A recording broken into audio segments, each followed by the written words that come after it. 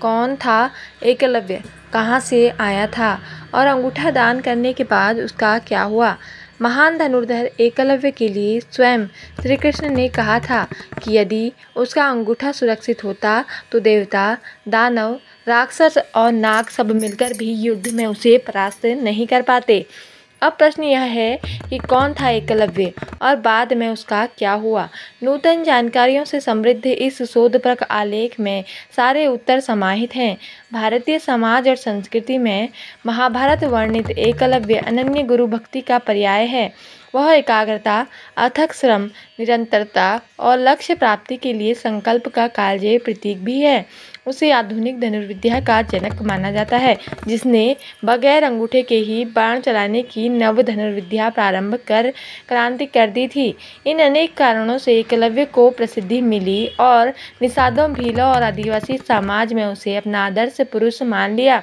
इस धरती पर उसकी सदैव उपस्थिति के सदियों बाद आज भी वनवासी उसे पूजते हैं और उसके सम्मान में अनेक मंदिर तक बने हुए हैं। इस तरह एकलव्य एक किंवदंती की भांति विद्यार्थियों और वनवासियों के मन में विराजमान है।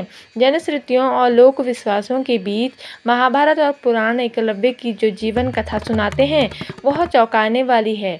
इसे देखकर लगता है कि एकलव्य महाभारत का मानो सर्वाधिक विरोधाभासी पात्र है। वह नायक भी है और प्रतिनायक भी है। एकलव्य के जन्म और मृत्यु दोनों ही अस्पष्ट हैं। पुराणों के वर्णन विरोधाभास भरे हैं और महाभारत भी इसकी अंत कथा प्रायः मौन है। ऐसे में एकलव्य चरित्र संबंधी जिज्ञासा और अधिक उठती है। महाभारत में एकलव्य एक निषाद राजकुमार है जो क्रोधावश गणों से उत्पन्न अवतारों में से एक था। उसके और गुरु द्रोण के बारे में विश्वविख्यात कथा का आधार इस महाकाव्य का आदि पर्व है। इसमें उसे निषादराज धृष्टद्युम्न का पुत्र बताया गया है, जो आचार्य द्रोण की ख्याति सुन उनके पास धनुर्विद्या सीखने आया था। जब उसे शिष्य के रूप में स्वीकार नहीं किया गया तो वह वन में गया और मिट्टी से द्रोणाचार्य की प्रतिमा बनाकर उसी से गुरु की परम उच्च भावना रख नियम पूर्वक धनुर्विद्या का अभ्यास करने लगा। कथा कहती है कि एक दिन कौरव पांडव राजकुमार वन में शिकार के लिए गए। तब एक कुत्ता उनके पीछे चल रहा था, जो कि भटक कर वहां पहुंच गया जहां एकलव्य द्रोण प्रतिमा के समक्ष अभ्यास कर रहा था। एकलव्य को देख जब कुत्ता भौंकने लगा तो अपने अभ्यास में व्यवधान जान एकलव्य ने अपने अस्त्र लाघव का परिचय देते हुए कुत्ते के मुंह में एक साथ 7 बाण मारे। जब बाण सहित वह कुत्ता कौरवों पांडवों के पास पहुंचा तो सारे राजकुमार आश्चर्यचकित रह गए। सब राजकुमार जब एकलव्य के पास पहुंचे तो उसने अपने आप को द्रोण का शिष्य बताया। यह बात स्वयं को गुरु द्रोण का सर्वश्रेष्ठ शिष्य मानने वाले अर्जुन को बहुत खली। उसने विनम्रता पूर्वक इसका उल्लाहन एकांत में द्रोण को दिया। तब द्रोण अर्जुन को साथ लेकर उसके पास आए। गुरु को साक्षात सम्मुख देख एकलव्य उनके चरणों में झुक गया।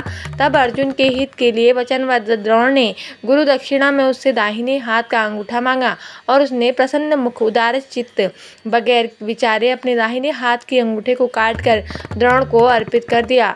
इससे द्रोण भी अत्यंत प्रसन्न हुए और उन्होंने उसे संकेत मात्र से बताया कि किस प्रकार तर्जनी और मध्यमा के संयोग से बाण चढ़ाकर धनुष की प्रत्यंचा खींची जा सकती है।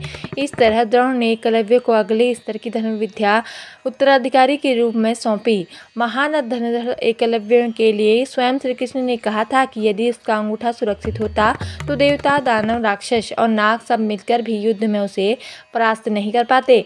अब प्रश्न यह है कि कौन था एकलव्य और बाद में उसका क्या हुआ था। नूतन जानकारियों से समृद्ध इस शोधप्रद आलेख में सारे उत्तर समाहित हैं।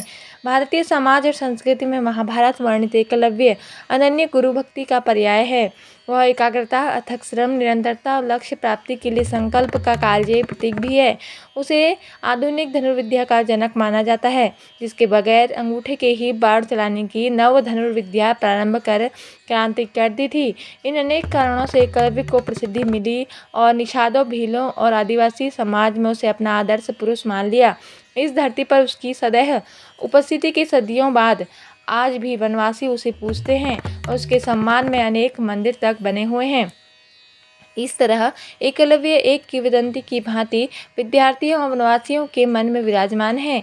जनश्रुतियों और लोक विश्वासों के बीच महाभारत और पुराण एकलव्य की जो जीवन कथा सुनाते हैं वह चौंकाने वाली है। इसे देखकर लगता है कि एकलव्य महाभारत का मानो सर्वाधिक विरोधाभासी पात्र है। वह नायक भी है और प्रतिनायक भी है। एकलव्य के जन्म और मृत्यु दोनों ही अस्पष्ट हैं। पुराणों के वर्णन विरोधाभास भरे हैं। हरिवंश पुराण के हरिवंश पर्व के 34वें अध्याय के अनुसार श्री कृष्ण के दादा सूरसेन के भोज राजकुमारी के 10 पुत्र और 5 पुत्रियां थे। इनमें श्री कृष्ण के पिता वासुदेव सबसे बड़े थे। वसुदेव के दूसरे भाई देवभाग के पुत्र उद्धव थे और तीसरे भाई देवश्रवा का पुत्र शत्रुघ्न था। इसी शत्रुघ्न को निषादों ने पालकर बड़ा किया था, इसलिए वह निषाद वंशी एकलव्य के नाम से प्रसिद्ध हुआ। इस तथ्य के आलोक में एकलव्य जन्म से श्री कृष्ण का चचेरा भाई था। पौराणिक संदर्भों के अनुसार बचपन में ही क्रूर कर्मा होने से पिता ने उसे त्याग दिया था और निषाद राज हिरण्यधेनु को सौंप दिया था। हिरण्यधेनु उस समय प्रयाग के निकटवर्ती निषादों की राजधानी श्रृंगवेरपुर की राजा था। वह एक शक्तिशाली राज्य था और एकलव्य स्पष्टतः इसका राजकुमार था। तब निषाद समर्थ और धनवान थे। एक विचार कहता है कि चूंकि द्रोण एकलव्य के स्वभाव अतीत और भविष्य को समझते थे, इसलिए उन्होंने उसका अंगूठा गुरु दक्षिणा में मांगा था। इसके 2 उद्देश्य थे। पहला, एकलव्य की शक्ति के दुरुपयोग को नियंत्रित करना और दूसरा, उसकी प्रतिभा का प्रयोग बगैर अंगूठे वाली आधुनिक धनुर्विद्या के विकास में करना। महाभारत काल में निषादों का राज्य श्रृंगवेरपुर अत्यधिक शक्तिशाली था। हिरण्यधेनु की रानी का नाम सुलेखा था, जो लोक में एकलव्य की माता के नाम से जानी गई। एकलव्य में अल्पवय में धनुर्विद्या में दक्षता प्राप्त कर ली थी तथा अधिक दक्ष होने का लगन में द्रोण के पास आया था। द्रोण को गुरु दक्षिणा देकर वह अपने राज्य लौट गया और पिता हिरण्यधेनु के देहांत के बाद राजा बना। एक निषाद कन्या सुनीता से उसका विवाह हुआ था। अपने राज्यकाल में उसने निषाद भीलों की एक सशक्त सेना और नौसेना गठित कर ली तथा अपने राज्य की सीमाओं का विस्तार किया। जब भगवान श्री कृष्ण ने कंस का वध किया तो कंस के ससुर मगध नरेश जरासंध ने अनेक राजाओं के साथ मथुरा पर आक्रमण किया। इसमें एकलव्य भी अपनी सेना के साथ जरासंध की ओर से लड़ा था। इससे प्रमाणित है कि एकलव्य अपने इस मूल राज्य के प्रति घृणा से भरा हुआ था, जिसने उसे त्याग दिया था। हरिवंश पुराण की भविष्य पर्व में की कथा है कि बंग, प्रुढ़ तथा किरात देशों का राजा पौंड्रक श्री कृष्ण से घोर प्रतिस्पर्धा रखता था। उसने स्वयं को वासुदेव घोषित कर दिया था। एक बार जब श्री कृष्ण बद्रिकाश्रम गए तो पौंड्रक ने द्वारका पर आक्रमण किया। तब एकलव्य उसका परम सहयोगी था। युद्ध में एकलव्य ने युद्ध करने आए सुदेव, उग्रसेन, उद्धव, अक्रूर, कृतवर्मा, सारण आदि यादव वीरों को घायल कर असंख्य यादवों का संहार किया था। तब बलराम ने एकलव्य से लोहा लिया और दोनों के बीच भयानक युद्ध हुआ। इसी बीच कृष्ण द्वारिका पहुंचे और पौंड्रक का वध कर दिया। इधर बलराम ने एकलव्य पर विजय पाई। तब एकलव्य युद्ध से पलायन कर समुद्र में कूद पड़ा और 5 योजन तैरता हुआ एक द्वीप पर गया।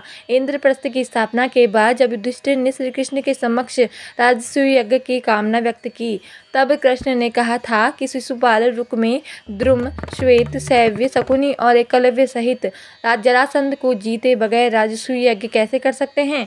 इससे अनुमान लगाया जा सकता है कि तत्कालीन राजाओं में एकलव्य प्रमुख था। जरासंध के भीम के हाथों वध के बाद जब चारों पांडव भाई दिग्विजय पर निकले, तब भीम पूर्व दिशा के राजाओं को युधिष्ठिर के अधीन करने के अभियान पर गए। ये संभव है उस समय एकलव्य द्वारका की लड़ाई में बलराम से पराजित होकर समुद्री द्वीप पर रह रहा था। इसलिए भीम ने निषादों के राज्य पर अधिकार कर लिया। क्योंकि सभा पर्व के इस अध्याय में एकलव्य का नाम नहीं है बल्कि निषाद अधिपति लिखा है, इसकी अनुपस्थिति में ही भीम ने निषादों को युधिष्ठिर की अधीनता स्वीकार करने के लिए बाध्य कर लिया था। वहीं युधिष्ठिर के राजसूय यज्ञ में एकलव्य भी उपस्थित था। इसका प्रमाण है कि यज्ञ में जब श्री कृष्ण की अग्र पूजा का शिशुपाल ने विरोध किया, तब उसने सभा में उपस्थित महत्वपूर्ण राजाओं में एकलव्य का नाम भी गिनाया था। महाभारत श्री कृष्ण के हाथों एकलव्य के वध का संकेत भर सकती है। उद्योग पर्व में इसकी पुष्टि होती है। कि जब महायुद्ध के लिए युधिष्ठिर ने एकलव्य को युद्ध में भाग लेने को भेजा था, इसके बमुश्किल 1-1.5 माह के बीच श्री कृष्ण के हाथों उसके वध की सूचना कौरव सभा में संजय के वचन से प्राप्त होती है। इसी उद्योग पर में संजय कौरव सभा में अर्जुन का संदेश सुनाते हुए कहता है, पांडवों के संरक्षक श्री कृष्ण हैं। ये भगवान श्री कृष्ण उस निषाद राज एकलव्य को सदा युद्ध के लिए ललकारा करते थे, जो दूसरों के लिए अजेय था। वह एकलव्य कृष्ण के हाथों प्राण शून्य होकर रणशैया पर उसी प्रकार सो रहा है जिस प्रकार जम्ब नामक दैत्य स्वयं ही वेगपूर्वक पर्वत पर आघात करके महानिद्रा में डूब गया था। महायुद्ध में पहले श्री कृष्ण ने एकलव्य को मारकर पांडवों के बड़े कांटे का निदान कर दिया था। जब कर्ण ने अर्जुन को मारने के लिए इंद्र से ली शक्ति घटोत्कच पर चला दी, तब पांडव दुखी थे मगर कृष्ण प्रसन्न थे। अर्जुन द्वारा उसका कारण पूछने पर कृष्ण ने कहा, हे पार्थ, यदि एकलव्य का अंगूठा सुरक्षित होता तो देवता, दानव, राक्षस और नाग सब मिलकर भी उसे परास्त नहीं कर पाते। इसलिए जैसे कर्ण की शक्ति का घटोत्कच पर उपयोग कराकर मैंने कर्ण से तुम्हारी रक्षा की, उसी प्रकार तुम्हारे हित के लिए इस युद्ध के मुहाने पर मैंने एकलव्य को भी मार डाला था। हरियाणा के गुरुग्राम में एकलव्य का मंदिर है। मान्यता है कि इसी स्थान पर एकलव्य ने अपना अंगूठा द्रोणाचार्य को अर्पित किया था। इस क्षेत्र की भूमि द्रोण को दान की गई थी और गुरु का स्थान होने से यह गुरुग्राम कहलाया। अपने विवादित और रहस्यमय जीवन के बीच गुरु के प्रति समर्पण के एकमात्र आचरण ने एकलव्य को अमर कर दिया था। तो दोस्तों, आपको यह कहानी कैसी लगी कमेंट करके ज़रूर बताएं और हमारे चैनल को सब्सक्राइब जरूर करें। धन्यवाद। जय माता दी।